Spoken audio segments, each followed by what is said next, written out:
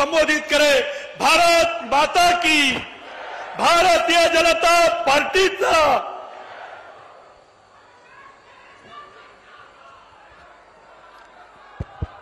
मेरे साथ बोलिए, भारत माता की। क्यों भाई, नांदेड़ वालों की आवाज को क्या हो गया है? देवेंद्र जी ने लक्ष्य रखा है 45 सीटों का। ऐसी आवाज से नहीं आती है भाई। मेरे साथ दोनों हाथ उठाइए, उठाइए दोनों हाथ। 45 सीटों के विजय के संकल्प की मुट्ठी भींचिए और प्रचंड आवाज से बोलिए, भारत माता की, भारत माता की, भारत माता की। ये मीडिया वाले जरा सेट कर नीचे बैठ जाओ। बहुत टाइम के बाद मैं नांदेड़ आया हूं भाई, जरा सेट कर बैठ जाओ भैया प्लीज। अरे बैठ भी जाओ यार।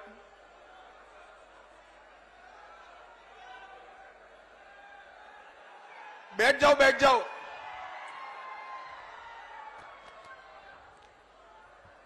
मंच पर उपस्थित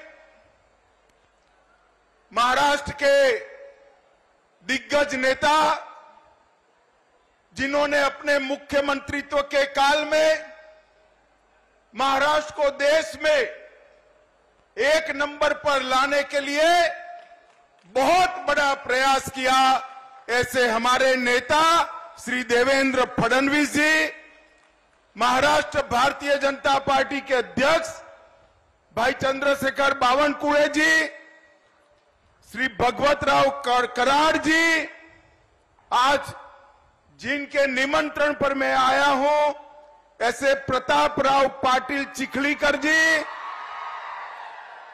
श्री सुधाकर राव श्रृंगारे जी, अतुल सावे जी, गिरीश महाजन जी, हमारे पूर्व मुख्यमंत्री उत्तराखंड तीरथ सिंह रावत जी, विधान परिषद के सदस्य प्रवीण देरेकर जी, उपस्थित सभी आमदार, खासदार महोदय, और आज नांदेड़ की इस विशाल जनसभा में मोदी जी के समर्थन के लिए आए हुए प्यारे भाइयों, बहनों, माताओं और मेरे जिगर के टुकड़े जैसे युवा मित्रों, सबसे पहले मेरे साथ शिवाजी महाराज के नाम का जयकारा लगाएंगे। बोलिए मेरे साथ, जय जय जय जय जय भवानी, जय जय जय जय जय शिवाजी। मित्रों, आज जब मैं नांदेड़ की इस पवित्र भूमि पर आया हूं, महाराज छत्रपति महाराज शिव छत्रपति का राज्याभिषेक का 350वां वर्ष है। मैं शिव छत्रपति को मनपूर्वक प्रणाम कर मेरी बात की शुरुआत करना चाहता हूं। ये नांदेड़ की भूमि सचखंड साहेब हजूर साहब की भूमि है। ये भूमि को दसम पिता गुरु गोविंद सिंह जी ने मन खोलकर आशीर्वाद दिया है, और यही भूमि से परदेशी ताकतों के खिलाफ अपने जीवन के अंतिम सांस तक लड़ाई न छोड़ने का संदेश गुरु गोविंद सिंह जी ने दिया है। मैं उनकी पुण्य स्मृति को प्रणाम कर मेरी बात की शुरुआत करना चाहता हूं। मित्रों, आज जब मैं नांदेड़ में मराठावाड़ा में आया हूं, तब ये मराठावाड़ा का प्रांत हैदराबाद प्रांत का हिस्सा था। देश तो 15 अगस्त 1947 को आजाद हो गया, मगर नांदेड़ और पूरे मराठावाड़ में, बीदर में, हैदराबाद में देश को आजादी नहीं मिली। वहां के जुल्मी शासक ने ढेर सारे यातनाएं की, स्वामी रामानंद तीर्थ के नेतृत्व में इसके खिलाफ आंदोलन हुआ और भारत के लौह पुरुष सरदार वल्लभ भाई पटेल ने पुलिस एक्शन लेकर 17 सितंबर 48 को हमारे इस मराठा वाड़ को आजाद करने का काम किया था। आज मैं सरदार पटेल जी को भी प्रणाम कर मेरी बात की शुरुआत करना चाहता हूं। भैया आप लोग प्लीज बैठ जाइए ना नीचे, मैं यहीं रहकर बोलने वाला हूं। प्लीज थोड़ा कम जगह हो तो भी बैठ जाइए। वो लाल शर्ट वाले भाई जरा प्लीज बैठ जाइए। मित्रों, आज भारतीय जनता पार्टी की सरकार, एनडीए की सरकार और मोदी जी के नेतृत्व वाली सरकार के 9 साल पूरे हुए हैं। मैं भारतीय जनता पार्टी की ओर से नांदेड़ और समग्र महाराष्ट्र की जनता का धन्यवाद करने आया हूं। बहुत बहुत धन्यवाद महाराष्ट्र की जनता ने, क्योंकि 14 और 19 दोनों चुनाव में महाराष्ट्र की जनता ने मन खोलकर मोदी जी को वोट देने का काम किया। मन खोलकर यहां से खासदार भेजे और इसी का परिणाम था कि मोदी जी 2/3 बहुमत के साथ, पूर्ण बहुमत के साथ सरकार बनाए और 9 साल तक देश पर विकास क्या होता है इसका परिचय कराया। मोदी जी के 9 साल, ये 9 वर्ष भारत गौरव के 9 वर्ष। मोदी जी के 9 वर्ष भारत के विकास के उत्कर्ष के 9 वर्ष। मोदी जी के 9 वर्ष गरीब कल्याण के 9 वर्ष। मोदी जी के 9 वर्ष भारत को सुरक्षित करने के 9 वर्ष है। और मित्रों, 10 साल के सोनिया मनमोहन के शासन के बाद जब मोदी सरकार आई तब सभी क्षेत्रों में आमूलचूल परिवर्तन किया। मैं आज महाराष्ट्र की जनता को याद कराने आया हूं। याद करिए सोनिया मनमोहन सरकार, जिसमें शरद पवार साहब भी थे। ये 10 साल सबसे भ्रष्ट सरकार चली। 12 लाख करोड़ के घपले, घोटाले, भ्रष्टाचार करने वाली सरकार यूपीए की सरकार थी। और 9 साल तक प्रधानमंत्री नरेंद्र मोदी बने, एनडीए की सरकार चली। 9 साल में हमारे विरोधी भी हम पर भ्रष्टाचार का एक भी आरोप नहीं लगा सकते। हमने पारदर्शी सरकार देने का काम किया है। 9 साल के अंदर मोदी जी ने देश को सुरक्षित किया। अगले 10 साल याद करिए, आए दिन पाकिस्तान से आलिया, मालिया, जमालिया घुस जाते थे, देश में बम धमाके करते थे, आतंकवादी घटनाएं करते थे और हमारे जवानों के सर काटकर ले जाते थे, मगर मनमोहन सिंह के मुंह से दिल्ली में ऊफ नहीं निकलता। मोदी जी आए, उरी और पुलवामा किया। 10 ही दिन में सर्जिकल स्ट्राइक और एयर स्ट्राइक कर पाकिस्तान के घर में घुसकर आतंकवादियों का सफाया करने का काम नरेंद्र मोदी जी ने किया। ये 10 साल जो थे, भारत में गरीबी बढ़ाने वाले 10 साल रहे। नरेंद्र मोदी जी के 9 साल के अंदर अभी अभी देवेंद्र जी ने बताया, ढेर सारे गरीब कल्याण के काम।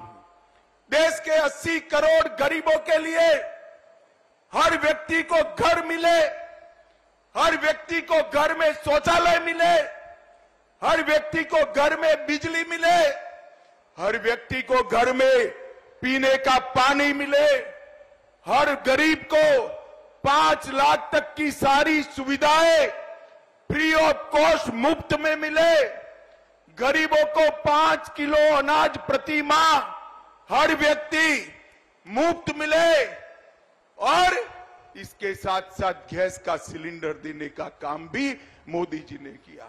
मैं पूछना चाहता हूं राहुल बाबा, आपने 4-4 पीढ़ी तक शासन किया।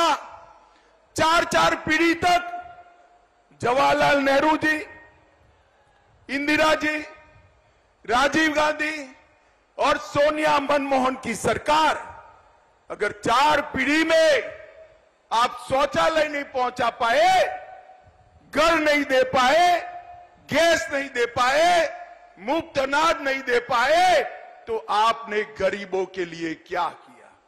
सच अर्थ में आजादी के बाद गरीबों के कल्याण का काम केवल और केवल देश के नेता और हमारे प्रिय प्रधानमंत्री नरेंद्र मोदी जी ने किया। नरेंद्र मोदी जी ने किया। हर क्षेत्र के अंदर मोदी जी ने देश को आगे बढ़ाया है। देवेंद्र जी ने ढेर सारी बात करी है। मोदी जी ने 11 करोड़ किसानों को 6,000 रुपया प्रति साल दिया। देवेंद्र जी ने और एकनाथ शिंदे ने उसमें 6,000 रुपया और जोड़ा और देवेंद्र जी ने यहां पर जलयुक्त शिवार योजना को भी चालू करने का काम किया। भाइयों बहनों, आज मैं आपको पूछने आया हूं, इतने सालों तक कांग्रेस की सरकार थी। हमारे संविधान निर्माताओं ने एक धारा 370 में एक प्रोविजन जोड़ा था कि ये टेम्पररी है, मगर इसको हटाने की किसी की हिम्मत नहीं थी। मुझे नांदेड़ वाले बताए, धारा 370 हटनी चाहिए या नहीं हटनी चाहिए? जोर से बोले, हटनी चाहिए या नहीं हटनी चाहिए? एक कांग्रेस, एनसीपी, सपा, बसपा, ममता, कोई हटाना नहीं चाहता था। वोट बैंक की लालच करते थे। नरेंद्र मोदी दूसरी बार प्रधानमंत्री बने।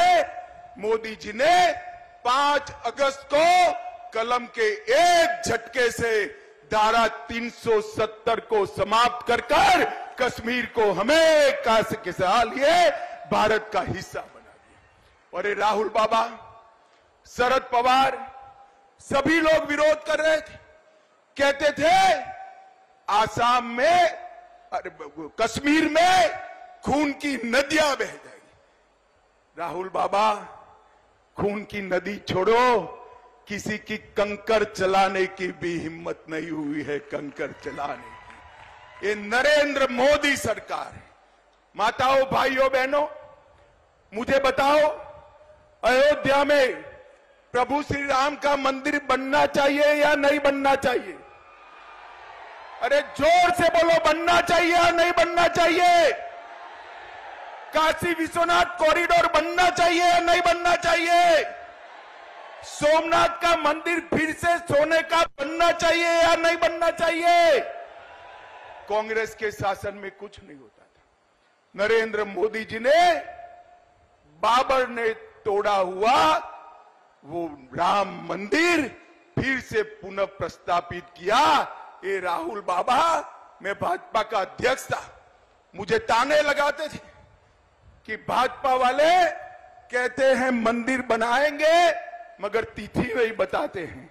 मैं आज नांदेड़ वालों को बताना चाहता हूं, नांदेड़ वालों, 2024 में वही अयोध्या की वही भूमि पर भव्य गगनचुंबी राम मंदिर बनकर तैयार हो गया।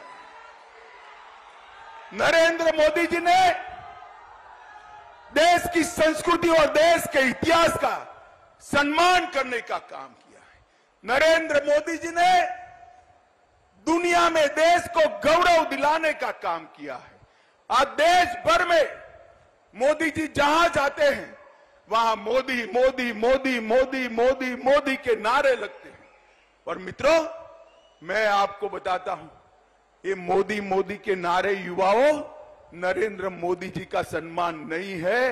ये मोदी मोदी के नारे मेरी नांदेड़ और महाराष्ट्र की जनता का सम्मान है, क्योंकि देश के प्रधानमंत्री। एक और मोदी जी को दुनिया में सम्मान मिल रहा है और दूसरी ओर कांग्रेस के शाहजादे राहुल बाबा विदेश जाकर देश का अपमान करने का काम करते हैं।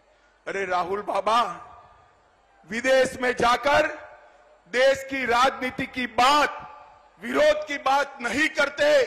ये सालों से परिपाटी है। आपको मालूम न हो तो तनिक सीनियर कांग्रेसियों को पूछ लीजिए।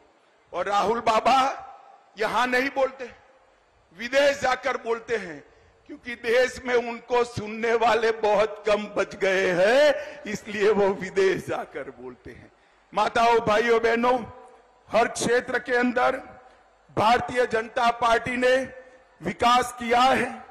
और यहां पर मैं खास महाराष्ट्र में आज आया हूं। अभी अभी देवेंद्र जी और एकनाथ शिंदे की सरकार बनी, भाजपा शिवसेना की सरकार बनी, धनुष बाण भी शिवसेना को वापिस मिल गया और तय हो गया कि कौन सी शिवसेना असली है। आज मैं महाराष्ट्र की जनता को बताना आया हूं, मैं पार्टी का अध्यक्ष था, मैं और देवेंद्र जी नेगोशिएशन करने गए थे। उद्धव ठाकरे ने स्वीकार किया था कि बहुमत एनडीए को मिलता है तो देवेंद्र फडणवीस भाजपा के मुख्यमंत्री होंगे, महाराष्ट्र के मुख्यमंत्री। और जब परिणाम आ गया, एनडीए जीत गई, तो उन्होंने वादा तोड़ा और सत्ता के लिए कांग्रेस एनसीपी की गोदी में बैठ गए। मैं आज यहां से उद्धव ठाकरे को पूछना चाहता हूं, उद्धव जी, हिम्मत है तो अपनी नीति स्पष्ट करो। ट्रिपल तलाक हटाया, उससे आप सहमत हो या नहीं हो? मैं नांदेड़ वालों को पूछना चाहता हूं, ट्रिपल तलाक हटाया, इससे आप सहमत है या नहीं है?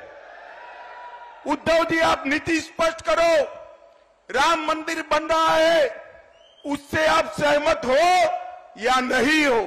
मैं पूछना चाहता हूं नांदेड़ वालों को, राम जन्मभूमि पर मंदिर बनना चाहिए या नहीं बनना चाहिए? मैं उद्धव जी को पूछना चाहता हूं, भाजपा की कई सरकारें कॉमन सिविल कोड लाने की बात कर रही है। आप अपनी नीति स्पष्ट करो कि आप कॉमन सिविल कोड चाहते हो या नहीं चाहते हो। मैं नांदेड़ वाले को पूछना चाहता हूं, कॉमन सिविल कोड लाना चाहिए या नहीं लाना चाहिए? जोर से बोले, लाना चाहिए या नहीं लाना चाहिए? मैं उद्धव जी को पूछना चाहता हूं कि भारतीय जनता पार्टी, मुस्लिम आरक्षण नहीं होना चाहिए, ये हमारी मान्यता है। मुस्लिम आरक्षण संविधान सहमत नहीं है, धर्म के आधार पर आरक्षण नहीं हो सकता है।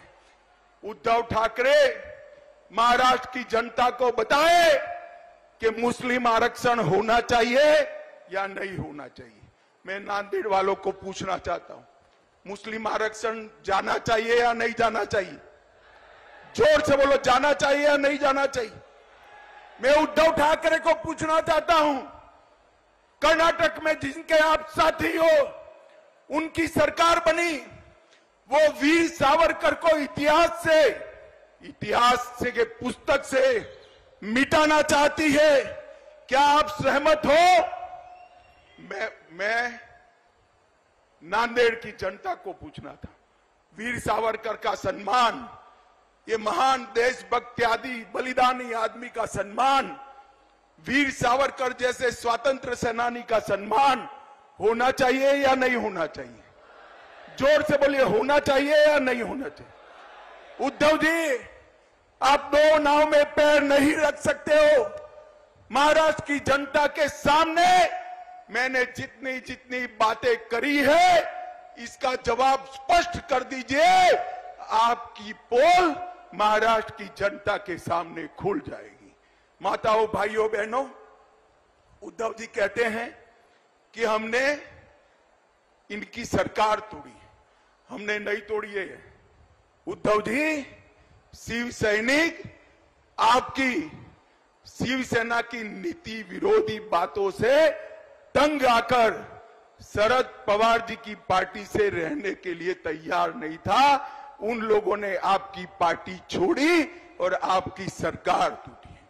दगा करने का काम, धोखा देने का काम उद्धव ठाकरे ने किया था। मोदी जी के नेतृत्व में, देवेंद्र फडणवीस के नेतृत्व में चुनाव लड़े और मुख्यमंत्री बनने के लिए वो कांग्रेस की गोदी में जाकर बैठ गए थे।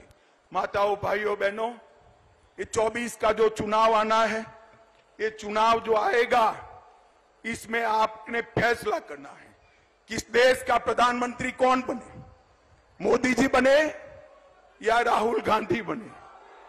जोर से बोले कौन बने, और जोर से बोलो कौन बने, और जोर से बोलो कौन बने।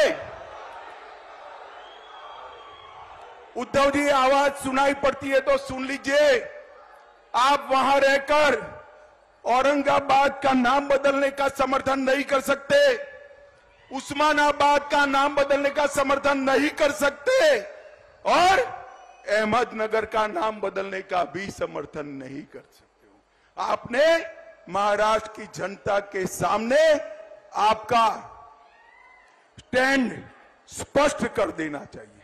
माताओं, भाइयों, बहनों, मोदी जी ने शिक्षा के क्षेत्र में 7 नए ITI खोले, 7 नए IIM खोले, 15 नए एम्स खोले और 390 यूनिवर्सिटी और 700 मेडिकल कॉलेज खोलने का काम भारतीय जनता पार्टी की नरेंद्र मोदी सरकार ने। एक और 65 साल का काम और एक और मोदी जी के 9 साल का काम। पिछले 9 वर्षों में नेशनल हाईवे में 54,000 किलोमीटर जोड़ने का काम मोदी जी ने किया था। मनमोहन सिंह जी 5 शहरों में मेट्रो छोड़कर गए थे, आज 20 शहरों में हो गई। 17 नई वंदे भारत ट्रेन शुरू हो चुकी है। यहां नांदेड़ साहब है, प्रताप राव ने कहा है वंदे भारत शुरू करना, मैं जाकर जरूर रेल मंत्री से बात करूंगा। 74 नए हवाई अड्डे खोलने का काम मोदी जी ने किया है। 11 करोड़ किसानों को किसान सम्मान निधि, जल जीवन मिशन 1.5 करोड़ घरों में पहुंच चुका है। लगभग 60 करोड़ लोगों को आयुष्मान भारत योजना, लगभग 11 करोड़ शौचालय, 60 करोड़ लोगों को मुफ्त अन्न और देश में 13 करोड़ लोगों को नए गैस के सिलेंडर देने का काम भारतीय जनता पार्टी की सरकार ने किया है। माताओं, भाइयों, बहनों, स्टार्टअप की बात हो, अंतरिक्ष के लिए नई नीति बनाने की बात हो, व्यापार बढ़ाना हो, दुनिया में से उद्योग यहां लाना हो, नौकरियों के मौके बढ़ाने हो, हर क्षेत्र में मोदी जी ने जो कांग्रेस 4 पीढ़ी में नहीं कर पाई वो नरेंद्र मोदी जी ने किया है। और सबसे बड़ा काम किया है, मोदी जी ने हमारे भारत को दुनिया में सम्मान दिलाने का काम किया है। सम्मान, दुनिया भर के राष्ट्राध्यक्ष कोई मोदी को बॉस कहता है, कोई पैर छूता है, कोई ऑटोग्राफ मांगता है, कोई उनका समय मांगता है। ये सम्मान भारत को मोदी जी ने दिलाया है। भारत का परचम समग्र दुनिया में लहराने का काम नरेंद्र मोदी जी ने किया है। और अंत में मैं एक बात कहना चाहता हूं, भाइयों बहनों, बताओ, ये हजारों की संख्या में बैठे हुए लोग, 50,000 से ज्यादा जनमेदनी है, मुझे बताओ, सबका कोविड का टीका, कोविड का वैक्सीन का दोनों डोज हो गया है या नहीं हो गया है? हाथ ऊपर करिए, हो गया है या नहीं हो गया है? 1 पैसा देना पड़ा है क्या? 1 पैसा देना पड़ा है? मोदी जी ने कॉफी पिलाकर सबको वैक्सीन दे दिया। और दूसरी ओर उद्धव जी ऑफिस भी नहीं जाते थे और राहुल बाबा कहते थे तो मोदी वैक्सीन है, मत लो। जब देखा कि सब लेने लगे तो रात के अंधेरे में जाकर खुद उन्होंने टीका लगा दिया। मोदी जी ने 230 करोड़ वैक्सीन के डोज देकर भारत की जनता को कोविड से सुरक्षित करने का काम देश के प्रधानमंत्री नरेंद्र मोदी जी ने किया है। भाइयों बहनों, मुझे बताओ, 24 के चुनाव को 1 साल बचा है। आप क्या चाहते हैं?